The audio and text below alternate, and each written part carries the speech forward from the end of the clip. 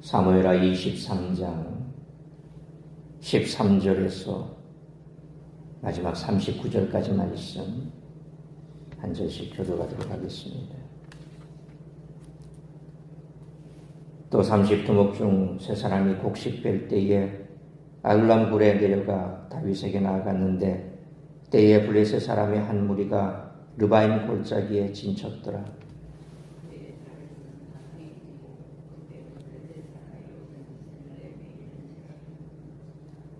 다윗이 소원하여 이르되 베들레헴 성문 곁 우물물을 누가 내게 마시게 할까 하며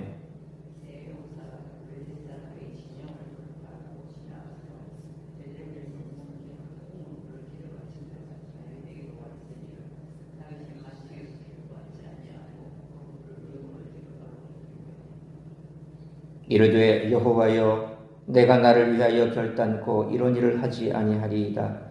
이는 목숨을 걸고 갔던 사람들의 피가 아니니까 하고 마시기를 즐거워하지 아니하니라. 새 용사가 이런 일을 행하였더라.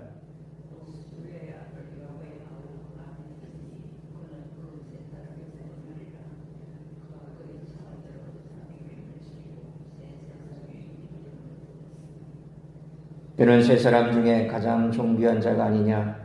그가 그들의 우두머리가 되었으나 그러나 첫 세 사람에게는 미치지 못하였더라.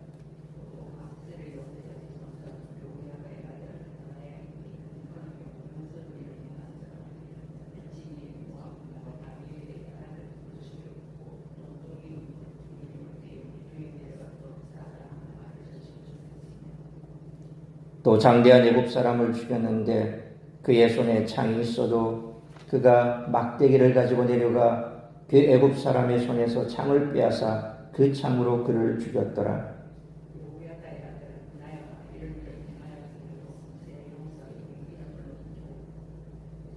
(30명보다) 존귀하나 그러나 세 사람에게는 미치지 못하였더라. 다윗이 그를 세워 시위대 대장을 삼았더라.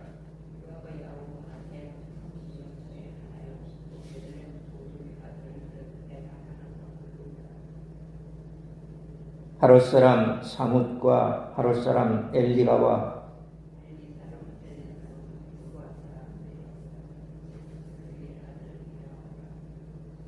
아나도 사람 아비에셀과 후사 사람 무분네와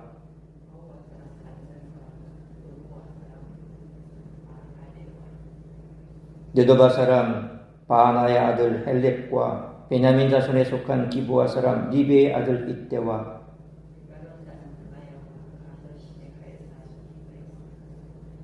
아르바 사람 아비알본과 바르훔 사람 아스마웻과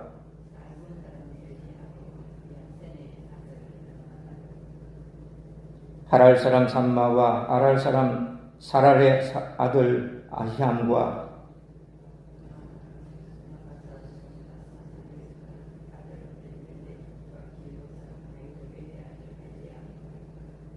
갈멜 사람 헤스레와 아랍 사람 바레와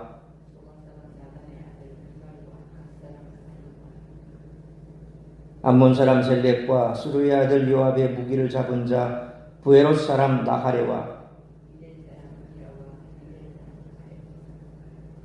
39절 같이 읽습니다. 햇사람 우리아라 이상 총수가 37명이었더라.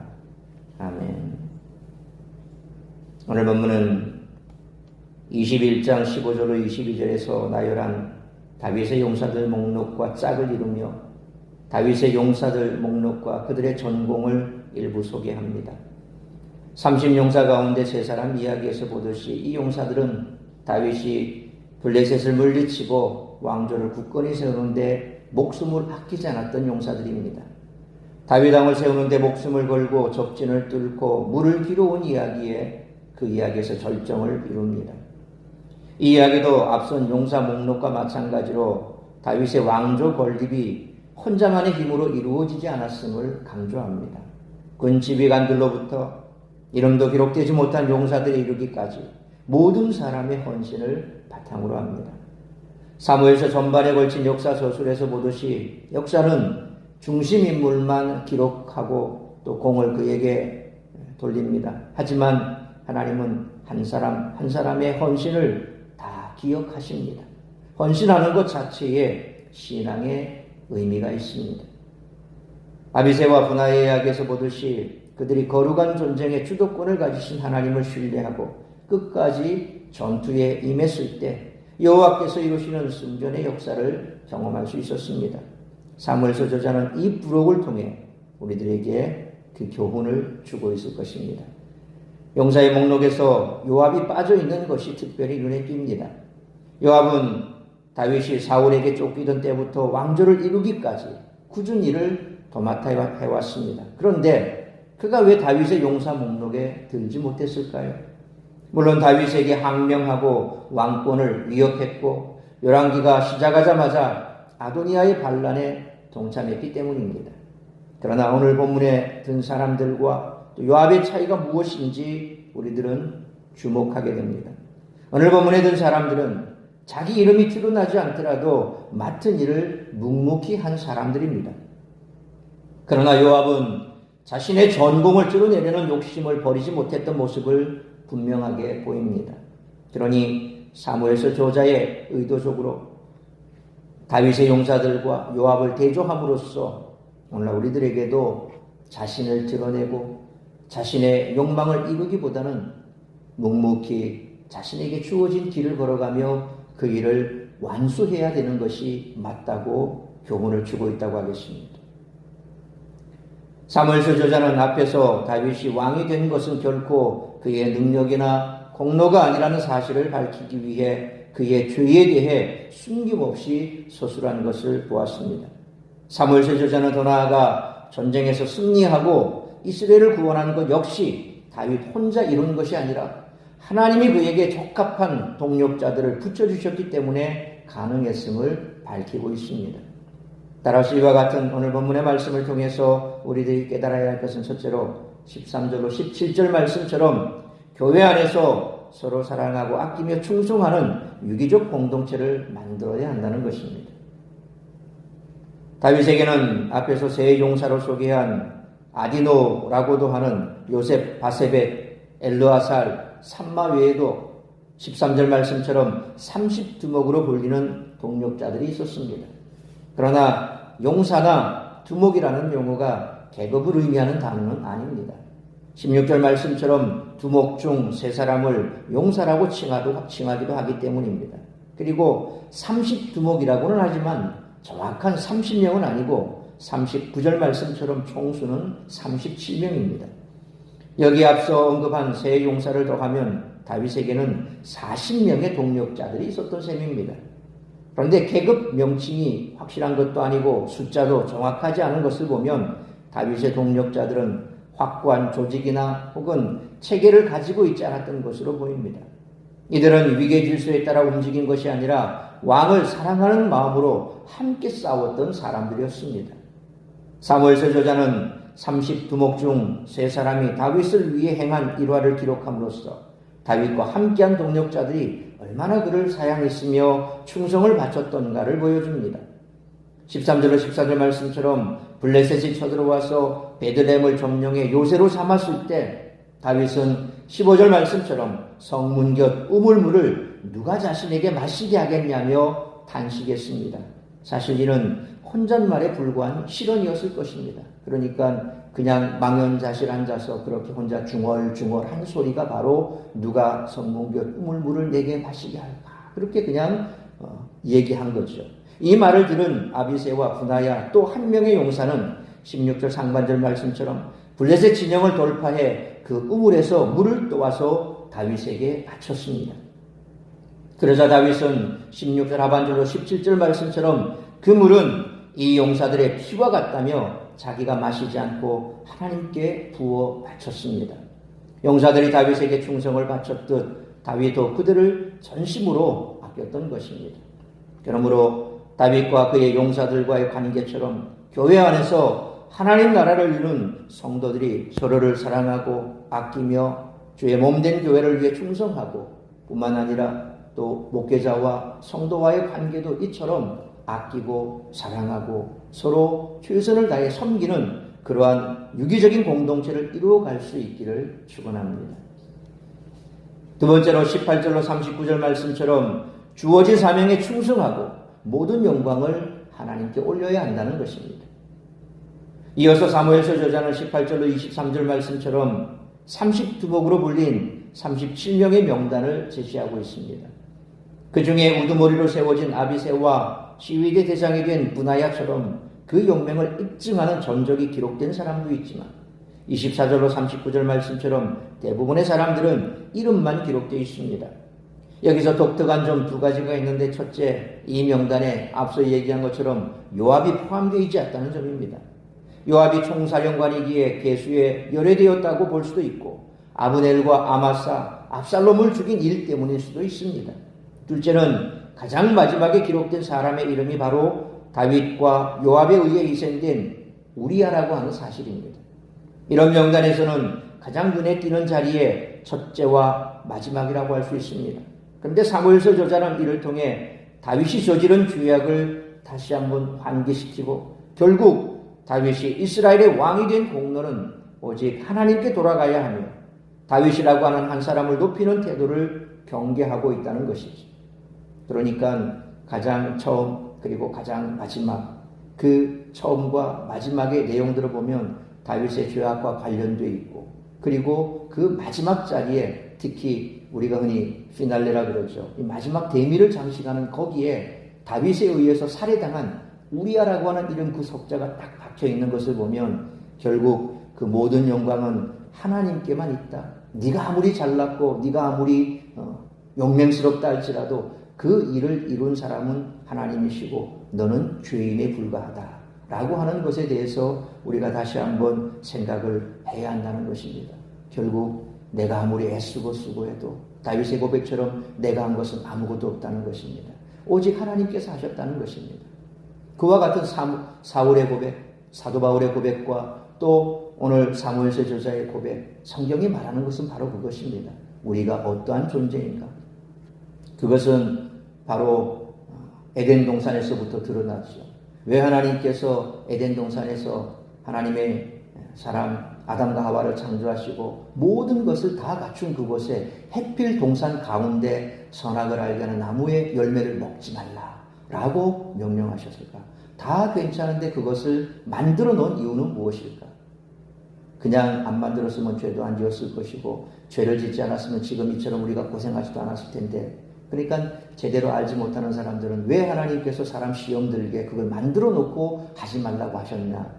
어떻게 그런 하나님이 사랑의 하나님이고 공의 하나님이냐? 기만하는 사람이지 라고 생각을 합니다. 왜 그러셨을까요? 왜 다 허락하셨는데 99% 해놓고 1% 그거 하나 딱 세워놓고 하지 말라라고 했을까? 그건 바로 우리의 존재가 어떤 존재인가를 알라는 것입니다. 에덴 동산에서 아담과 하와는 하나님과 같이 죄도 모르고 그리고 하나님과 동행하면서 그렇게 살았습니다.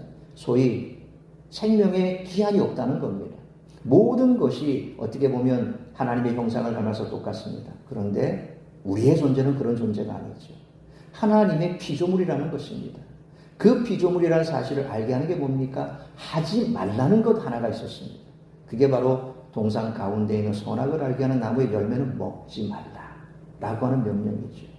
그런데 인간은 하나님처럼 되려고 사탄의 유혹에 넘어가 버렸습니다. 결국 죄를 범하고 말았던 거죠. 거기서부터 우리는 어긋나기 시작한 것입니다. 계속해서 하나님처럼 되려고 하고 지금도 그렇습니다. 우주에 로켓을 쏘아 올리고 그리고 우주를 샅샅이 뒤져가면서 생명의 그 근원까지 파고 들어가서 이제는 복제 인간까지 만들 수 있다라고 큰소리 치면서 마치 하나님이 된 것처럼 창조주가 된 것처럼 인간은 착각합니다. 그러나 우리는 피조물입니다. 우리의 존재가 어떠한 것인가? 항상 우리는 그것을 생각해야 됩니다. 우리는 아무리 뛰고 날고 뛰어도 하나님 자리를 찾아 들어갈 수가 없습니다. 우리는 죄인에 불과합니다. 우리가 아무리 애쓰고 노력해도 다 그것은 하나님이 영광 받으셔야 할 것입니다. 교회 안에서도 마찬가지입니다. 항상 보면 교회 안에서 큰 일을 많이 하고 또 그렇게 해서 중직이 되고 이러다 보면 사람이 교만해집니다. 내가 다 한 것처럼 되어버립니다. 이 교회에 있어서 1등 공신은 나야. 이 교회를 세우고 이 교회를 지탱하는 건 나야. 착각하고 있습니다. 특별히 그렇게 해서 열심히 최선을 다한 권사들, 장로들, 그런 사람 머릿속에 무슨 생각이 있습니까? 내가 이 교회에 없으면 안 돼. 이런 생각을 가져버립니다. 그게 교만한 생각이죠. 죄악된 생각입니다. 다 하나님이 은혜를 베풀어 주셔서 그때 적소적저에 내가 그 자리에 있었을 뿐이고 또 그것을 행할 수 있는 능력을 주셨을 뿐이고 그걸 다 할 수 있게 하신 분은 누굽니까? 하나님이십니다. 그걸 잊어버리고 망각하면 결국 요압처럼 자신의 모든 전공을 가로채야 되고 자기가 드러나야 되고 그래서 결국 죄악에 빠지는 겁니다. 그러므로 자기 이름이 드러나지 않더라도 주어진 사명에 충성하며 모든 영광을 하나님께 올려드리는 우리 모두가 되시기를 축원합니다. 사랑하는 성도 여러분, 우리는 다윗의 용사들 명단과 그들이 행한 일에 대한 기록의 배후에 계신 하나님을 바라볼 수 있어야 합니다. 하나님은 다윗과 그를 따르는 사람들에게 이스라엘을 하나님의 나라로 세우는 비전을 보여주셨고 또 이들은 다윗을 중심으로 하나가 되어서 싸웠습니다. 서로를 사랑하고 아끼는 마음으로 동력했기에 하나님이 이루시는 역사의 중심에 설 수 있었습니다. 우리 교회가 이런 공동체로 세워지기를 소망합니다. 그러므로 하나님 나라를 이루는 성도들이 서로를 아끼고 사랑하고 주님의 몸된 교회를 위해 충성을 바치는 유기적인 공동체를 이루어 가야 할 뿐만 아니라 자기 이름이 드러나지 않더라도 주어진 사명에 충성하며 모든 영광을 하나님께 올려드리는 우리 모두가 되시기를 주님의 이름으로 축원합니다. 기도하겠습니다. 거룩하신 아버지 하나님, 은혜와 사랑을 감사합니다. 오늘도 이 새벽을 깨워 말씀으로 예배로 하루를 시작하게 하시니 감사합니다.